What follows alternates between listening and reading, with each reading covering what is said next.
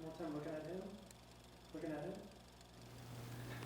What up? I guess I've never been in an actual cult. I wrote this infamous article called How to Steal from Whole Foods. Right. I've told Zuck to suck my dick. I think blockchain, and especially what we're doing with blockchain, is one of the biggest advances in humankind. Because Vince Staples caused me so many trouble. Rick Ross, I got to give him like a big bear hug. At least with cocaine, you're not getting calories too. I'm kind of like the wannabe Persian Sean Parker. I'm Method Man, I'm Ghostface, I'm everyone cool. We just want people to think we're cool. Hi, welcome to Basement Dwellers, the show where we remind you that before CEOs were the polished public figures that you see them as, they were once some dork or nerd in a basement, their mom's basement, a dorm room. We're joined today here by Mahbod Moghadam, Yo. aka Mabu, Yes, sir. aka the founder of Rap Genius and the current CCO of Everipedia. We're very excited to have you here on the show, both as a fellow Persian and as someone whose career I've been, obsessed with for the last 4 years. So you're not quite a basement dweller so much as I feel you are an office dweller. I feel like you've lived in pretty much every place you've worked, correct? I feel like I'm a basement dweller of society. And it's true that for me, commuting is a big no-no. So Certainly, as long as we can with my companies, I've always tried to keep the office and the home same place. And Right.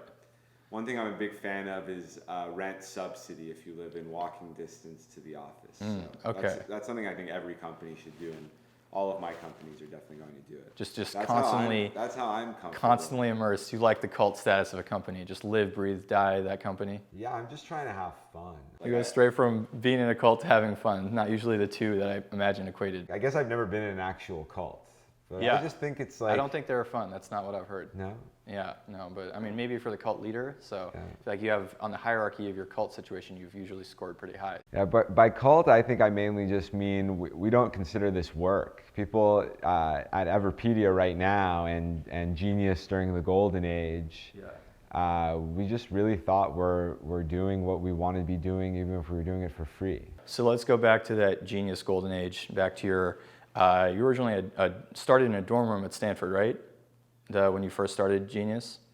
No, so when we first started Genius, I was kind of in a weird nether situation. I was already an attorney and I was working at an attorney, but the economy was really bad. Mm-hmm.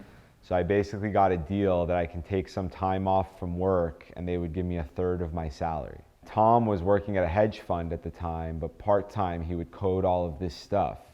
But because I got the deal from my firm, I was the first one who was working on Genius kind of full-time. Basically, I was sitting all day breaking down Tupac and Biggie lyrics. So I think I read a quote, you said that during that time you were ensconced in a cloud of marijuana fog. Is that true? We were kids. But so were you guys smoking a lot of weed or not?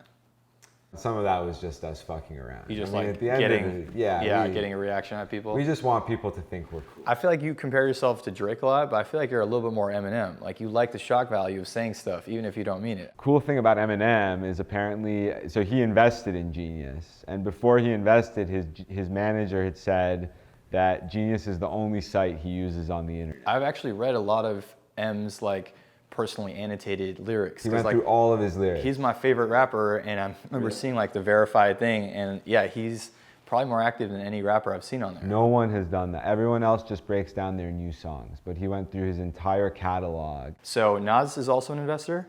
Nas the Don, yeah. Nas was like our third investor, and then he's the one who launched the verified account product. Okay. Which is basically what the site has transformed into now. Nas, we were basically living with him for a while because when he met us is when he first got into tech investing and then he became best friends with Ben Horowitz. So let's talk about the dinner you had, the famous one from the Zuckerberg incident where I think there was Nas there, right? And Ben Horowitz and Mark Zuckerberg, which is pretty The cool. food they were serving, I don't remember at all. Well, so what was the reason for the dinner itself? We were just having fun. Ben had so many important friends who he'd always be kicking it with. That was the first time Nas came to Ben's house, and then they ended up, now they're best friends. Now they're kicking it together every weekend. So Ben Horowitz decides to throw a party. He just invites some of his friends, which happen to be Nas, Mark Zuckerberg, you. Anyone else cool there? The CEO of Twitter, then CEO of Twitter was there. Okay, who's that? Dick Costello. Okay. And you got in trouble for Instagramming the whole thing, right? You weren't supposed to take photos. Well, I did one Instagram photo of Zuck and Nas together on the Rap Genius Instagram. How could you not? That's such a cool, that's like the meeting of the two worlds, like tech and... Also, I had asked for permission, and Zuck had said like, maybe hold off a little bit, but he didn't say like, don't take a photo. What's Mark Zuckerberg like in real person? He's not all there. For example, Nas asked him who his favorite rapper is, and he just didn't answer. He just kind of like stood there with his jaw open. He didn't answer. He didn't answer. We waited for a couple minutes, and just cuckoo, and everyone just left. So this is not the first time you've insulted Zuck. You told Zuck to Zuck your dick, correct? That's not true. So in the interview, I started dissing Zuck for going to Harvard. And you were dissing him for going to Harvard. At the end of the interview, I said, okay, let's cover everything we've said in this interview. I've told Zuck to suck my dick. So basically I said that making fun of myself for having said angry stuff. And then as soon as I said that, I said, I'm sorry I've been saying so much angry stuff. Speaking of Nas, let's do this. Give us the quick rundown. All rappers you've met. I pretty much met every rapper except for Lil Wayne and Drake. A$AP Rocky was an amazing, A$AP Rocky was one that I got to kick it with for a couple hours. I've always wanted to meet A$AP. We had a lot of fun together. Theophilus London was the best. He took care of me with a lot of stuff. I became good friends with him. I got to meet Gucci Mane during the Rap Genius era, and he was the most amazing rapper I met. He was my favorite rapper, and he was the coolest one. That was pre-prison Gucci. Yeah, right before he went. 6 months before he went to jail, I was text messaging Gucci Mane, I love you, Gucci Mane. What's that like? Does he use a lot of emojis? Does he use abbreviations? What's it like texting? He would respond. His responses were terse, but a couple times he responded to my fanboy messages with I appreciate you, which I think was very gracious. One thing that was really cool was meeting Chance, the rapper who became the official adopted Rap Genius rapper was Chance. Okay. Because he was in LA once, and back then he wasn't signed. He didn't have a lot of money, so he was looking for a place to stay. So he ended up living at the Rap Genius house for a week. And he would play our piano. He would play the piano that I'm playing right now. It's actually the same piano. He lived at the Rap Genius house while you lived there? Yeah. You lived with Chance for a week? Yeah. That's dope. Right when he was starting. And then he would do the funniest annotations. Pre or post acid raps? Pre. Okay. Actually, I remember Pat playing me the master tape of acid rap. Before it was released? Yeah, and saying this is gonna be a game changer. Wow, it was. That was a huge game changer. Yeah, and the thing that Chance would do that just made me so happy is he was the first rapper who wouldn't just break down his lyrics. He would more just try to troll and have fun. Okay. So he would. You like that? Yeah, so back then we would let people do video annotations. So he would highlight one of his lines that he really likes, and then the annotation would just be him grooving out to it, him just dancing to it and screaming. Rick Ross? Yeah, of remember course. Rick Ross? What was that like? Rick Ross, I got to give him a big bear hug. It was amazing. That's a person I'd want a bear hug. I'm gonna cry because I'm so sad that he's sick right now. Yeah, it happened yesterday. I hope he gets better. Yeah. But the craziest thing about Rick Ross is he stays in character. So you meet him and he's trying to act like he's in a mafia movie. So he's just too funny. Jay-Z. Well, I met Jay-Z outside of Everipedia 2 days ago. That was not Rap Genius related. He was I saw that on your Facebook. He was driving by and I pitched him Everipedia. He was with his daughter too. But he was in a 1960s Ferrari, no roof. You saw Jay-Z in a topless car and you just said Jay, you ran up and yelled to him? It's hey, I'm the founder of Rap Genius. He goes, I love Rap Genius. I told him I have a new site, Everipedia. Told him about it. I don't think he's not going to come over to the office next week, but he's never going to forget the word Everipedia. After Rap Genius, now you went to work with Everipedia. That's where we're at the HQ right now. For people who don't know, just give us a little rundown on what Everipedia is and what you guys do. So the original vision was just to make a better version of Wikipedia. And they were basically thinking, why is there this really, really sophisticated wiki website for rap lyrics, but then the wiki website for everything, Wikipedia, is not sophisticated. And your big thing is that people can edit their accounts and pull in sources, right? So one thing I was talking about is celebrities can get verified accounts. So like Snoop Dogg is pissed he can't edit his Wikipedia. Not only can he edit his Everipedia, but he does it with a verified account so people know which information is coming directly from Snoop. Oh, that's cool. So we give IQ points for writing articles. But then now we're going to give IQ tokens. So you actually physically own the content that you create. So it's not going to be one Mark Zuckerberg who's owning it, who's owning the whole thing, like how Zuck owns all of Facebook.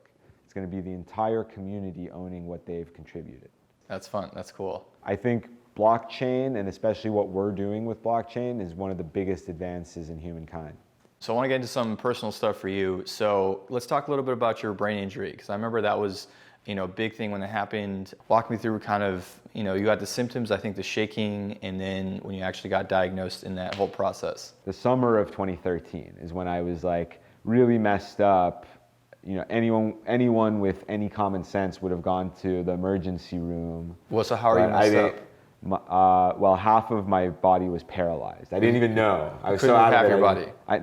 I didn't even know. But then also this hand was shaking. And I thought it was shaking from carpal tunnel, like the level of denial that I was in. But it's because we were having parties at the house every day. It was like the decadent bacchanal era of Genius. All the rappers were coming over. I just want to recap to make sure I understood this correctly. Half your body is paralyzed, the unparalyzed half is shaking. No, the paralyzed side is shaking. And how long did this go on before you decided to go to the hospital? Like 3 or 4 months. Wow. I had an appointment to go, and then Tom made me cancel the appointment because he wanted me to go to MHACS with him, University of Michigan. And I'm like, Tom, I'm really sick. I have to go. And he forced me to go to MHACS with him. So then we got back from MHACS. I went to the doctor. The doctor immediately sent me to the emergency room, and they committed me right there, and I had surgery the next day because they said it was an emergency and that the tumor could have exploded in my brain. Do you think that the tumor affected your personality at all? Yeah, okay. Yeah, of course. I was totally out of it. I didn't even know what was going on. What size tumor did they tell you? It wasn't a ball. It was basically more like a big blob of gelatin. The nurse told Ilan that it has the consistency of Chilean sea bass. That's necessary. He went to a restaurant that night where they had porgy on the menu, and he goes, "What's porgy?" And the waitress goes, "It's a fish with the same consistency as Chilean sea bass." And wow, did you just throw up right there? No, he yelled out, like, "Mahbod's tumor." Oh, so it's funny for everyone that you had a tumor that could have exploded. We were trying to have it fun. I think they were just trying to keep me calm. So I've asked you a lot of rap questions, but my understanding is you have somewhat of a minor rap career yourself. I've heard Spit Through the Brain, right? Your freestyle. So Mahbod, aka Mahbod, will you freestyle for us today? Sure, yeah. All right, so do you have any preferences for songs we should play? Well, we were discussing Drake ripping off Players Club, so. Okay, so you want to do Players Club? Rapping Forte. Okay, we'll do the original, which on YouTube is exactly 420. Coincidence? Okay. Yo, we flowing, talking about the tokens. EOS is what I'm holding. Gonna 10X in 2018. Gonna have the peaches and cream. CREAM is all around me. Got the tokens and they flowing down. Oh. Down the ladder. We're going to Puerto Rico, gonna build the electricity back up and get everyone popping. It's the Cryptopia with our boys in Block 1. They got the stun guns and they coming with the huns and the fun. We're gonna change the face of knowledge all over from technical college to the internet. Yo, I'm fucking up. No, that was great. That was good. It's the Players Club. Players Club. What? Everipedia Club. Yeah, I should do a song called the Everipedia Club, huh? Yeah, you should do Everipedia Rap Genius Club. You got any more? And we working with Larry Sanger. Let me put him on another banger. He loves to flow, he's in Ohio. Representing Columbus everywhere we go. There we go. And he started Wikipedia. Now he's taking it next level, Everipedia. Oh. EP. Changing from W to E. Like going from the west to the east. You heard him. Yeet. All right, there we go. Mahbod, you heard it here. Mahbod, the next big rapper. Keep in mind, It's early in the morning and I'm sober. Get him a Genius verified account, verified Everipedia account. Just let me use Genius. Get this man some tokens. Let him use the Genius again. Get this Please. guy back on the board. He can rap. He's a rap genius. All right, thank you guys for tuning in for another episode of Basement Dwellers. As always, stay hustling. Don't let anyone else tell you that you're not too much of a dork or too much of a basement dweller to go make your dreams come true. So you saw it here first. This is how it happens. Basement to dorm rooms to HQ. I'm a nerd and I blew up.